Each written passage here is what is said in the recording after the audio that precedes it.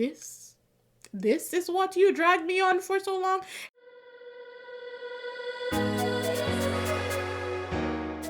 Hi people, welcome back. If it's your first time, my name is Talia Adewale and this is DISBYDEM. Today we're going to be talking about Hometown Cha-Cha-Cha. I think this is a 2021 Netflix series, and it's a Korean and Kdrama. Obviously, this is what we're doing here, guys. It's nothing new. Korean, Taiwan, China. We're going to be doing Filipino this year. Honestly, I'm excited. I'm excited for all the shows that I get to watch and talk about with you guys. And I'm just grateful. I'm grateful for however many people choose to watch these, however many people choose to engage. I'm just grateful because it's an outlet for me. It's where I get to just talk about things that my family will not talk to me about. But also I get to create this community, this bunch of people here who are like-minded, who understand me, who don't judge me, or who judge me with grace. Because I know sometimes y'all judge me, but you judge me with grace and love, and I appreciate that, so thank you so much.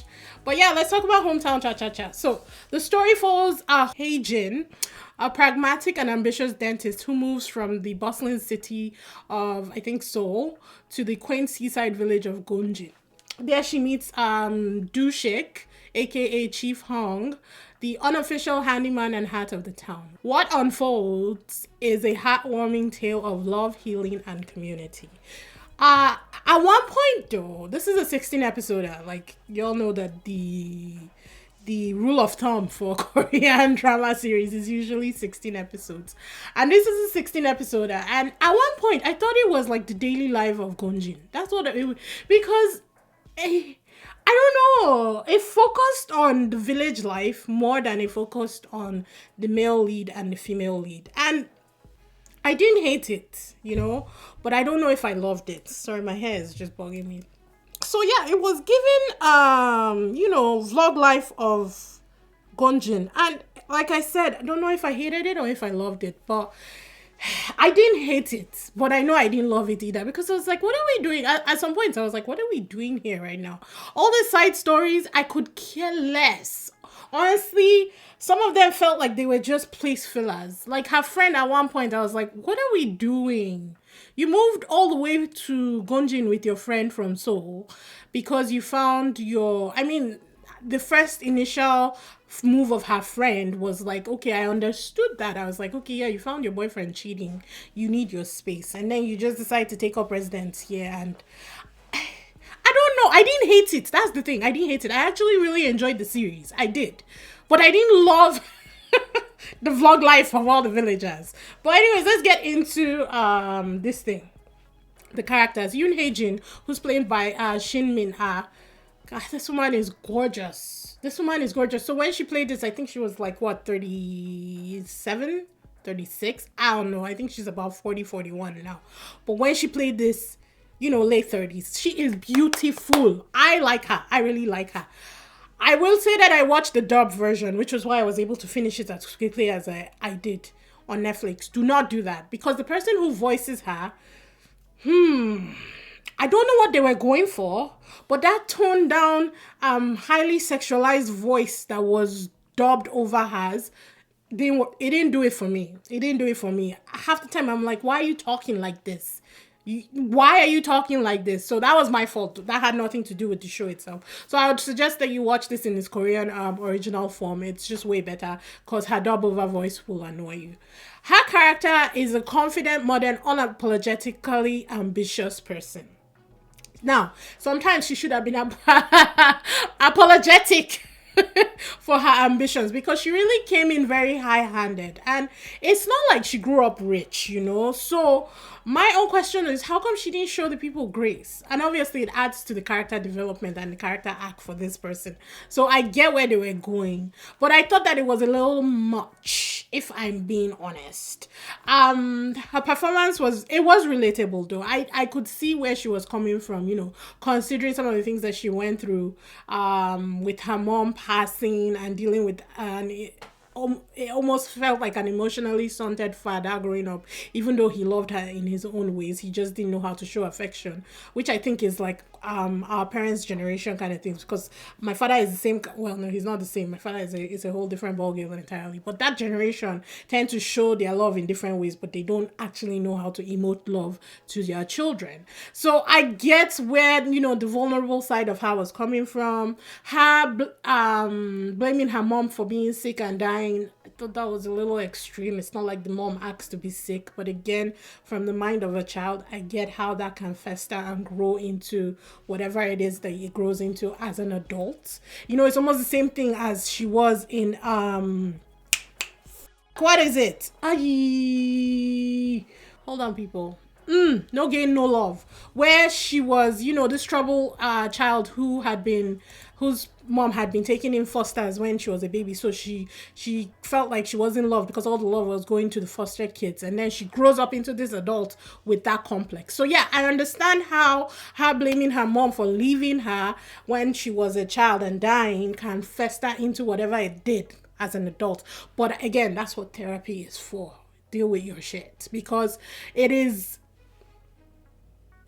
makes no sense to me to blame somebody for falling sick, you know, and dying, when it's not like they went to wherever to get the sickness and want to die. Do you get, like, do you understand what I'm saying? Anyways, I did end up enjoying her character, but honestly, she seemed to flip into a different whole person when she fell in love. And is it like that?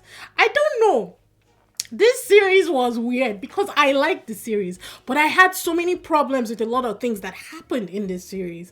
Please let me know in the comments if you guys picked up on any of these things, because it's so weird. It's extremely mind-boggling to me, because thinking about it, I actually did enjoy the series. Even when I was watching it, I was like, okay, there's a lot of underlying problems and in-between problems in here, but I like this series, so I will keep watching it no matter what, you know. But the way she flipped once she fell in love with the guy and, you know, acknowledged the love and everything, and she turned into a different person, and I was like, what is happening? It wasn't bad. It was just baffling to me because I've never seen that happen. You know, usually they'll show sides of, you know, their softness and their cuteness as they are going. So when they're actually in love and they're full on soft and cute 24/7, it's not a shock. This was a shock for me because she went from this stoic, almost emotionless person to like lovey-dovey, cute, cuddling up all the time. In my head, I was like, it almost like you're not the same person. I don't blame her. She was in love. We do crazy things when we're in love. I've done a lot of stupid shit in the name of love, so I understand. But I just the switch was jarring for me. Let's go to Hong Dushik, who's played by Kim Se-ho. Chief Hong is the perfect blend of charm and complexity. The actor himself was the actor's portrayal of the character and his inner struggles were unforgettable. Now, let's come to this guy, Chief Hong. So, this character, they really drag you. They drag you from episode 1 to episode 14 with this, alluding to this past and this terrible thing that he has done and blah, blah, blah, blah, blah. They built this thing up, They built it. Mount Olympus was not high enough for the build-up of what this horrible thing that he had done, alluding to murder and all this crap. And then by episode 14, you're like, this is what you dragged me on for so long? Was it bad? Yes, but I think the hype up was way too much. So he had been a hedge fund investor and he'd convinced these people to invest their money into something that tanked. So it ended up leading to the person who had practically raised him. He called him his older brother. He's an orphan. His parents are dead. His grandparents are also dead.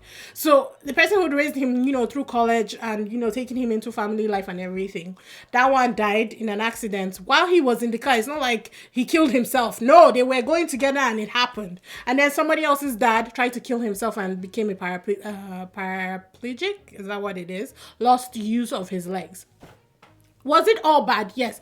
But it wasn't like Chief Hong himself had done something intentionally, you know, spitefully to cause all these things that happened. It was a series of unfortunate events. Now, he has carried this because when his granddad died, his parents died when he was younger. So he grew up with his granddad. Then his granddad died when I think he was in middle school. You had all these stupid village naysayers. This is why I hate village people. I really do. I can't stand them. I really do. In all these shows, I can't stand them.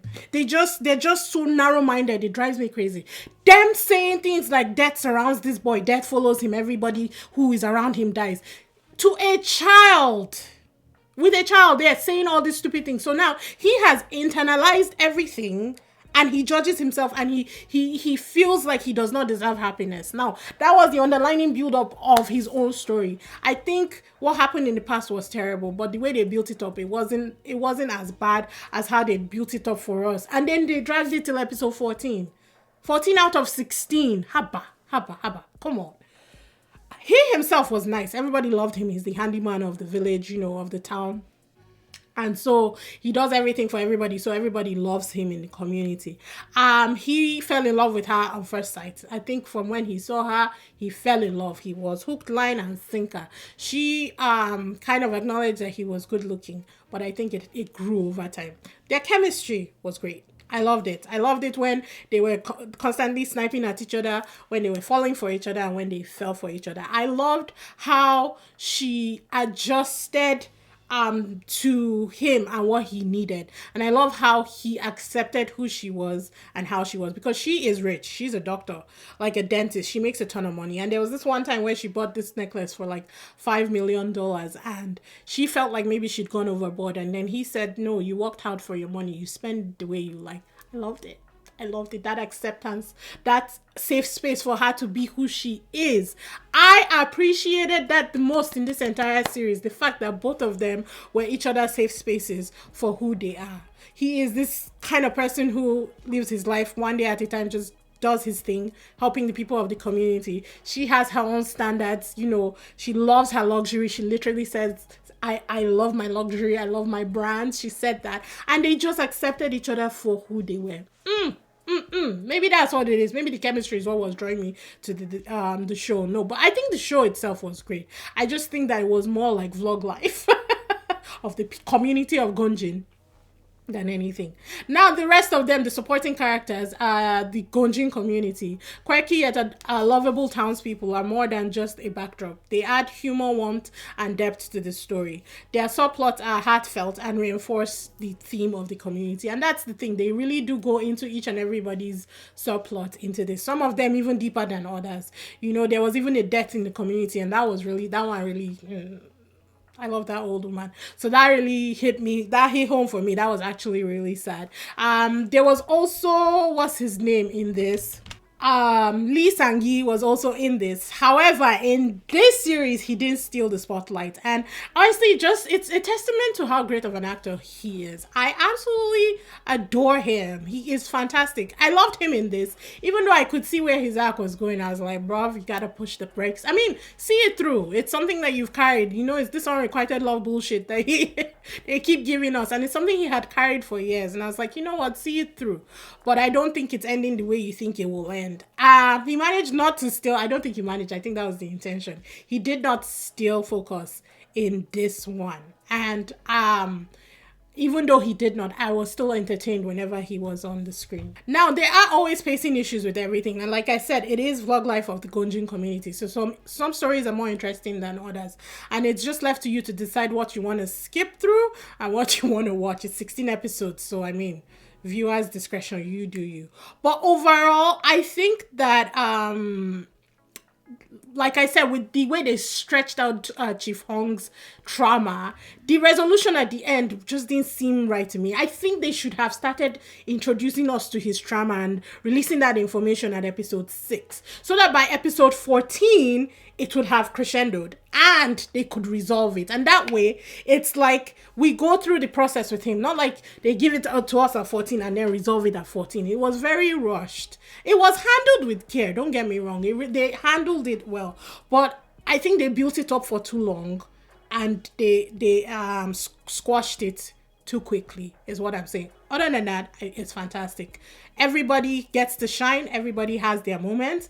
And you kind of pick and choose who are the characters that you enjoyed the most and who are the people that you loved in the series. It is wholesome. It's a vibe. It's relatable. The characters resonate they resonated with me for sure. And it covers all age groups because there were teenagers. It was from teenagers to, in fact, it was from toddlers to old people. literally life to death. They covered all age groups in this. I will say that what's his name? Kim Se-ho as Chief Hong. This is my first time seeing him in anything, but whenever he would smile with those dimples, both female leads and both the female lead and the male lead had dimples. I thought they were absolutely cute.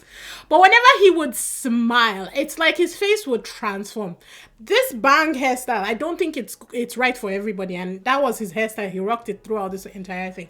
I think with a different hairstyle, a side swipe or something, it would have looked better on him. But for the character he was playing, the bang, like, I think it then embodied the kind of person that they were trying to portray with this. He's very handsome. I actually really enjoyed his acting and his entire performance in this series. For the first time seeing him, I think he knocked it out of the park, and I commend him. I would probably watch more that he's in now that I've seen him in this. We'll see. Honestly, I have no method for choosing my K-dramas, guys. I go through, if I'm in the mood for like English dubbed, I watch particular ones. If I'm not, if I just see something that I like, I watch it. Right now I'm watching Crazy Bad Cop or Bad Crazy Cop. I can't even remember.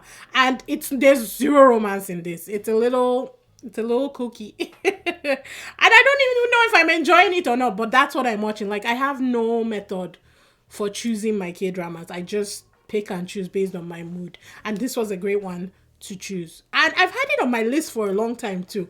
I don't know why I keep storing them on my list and never watching, but I guess this is what 2025 will be all about. We're going to watch every single last one of them.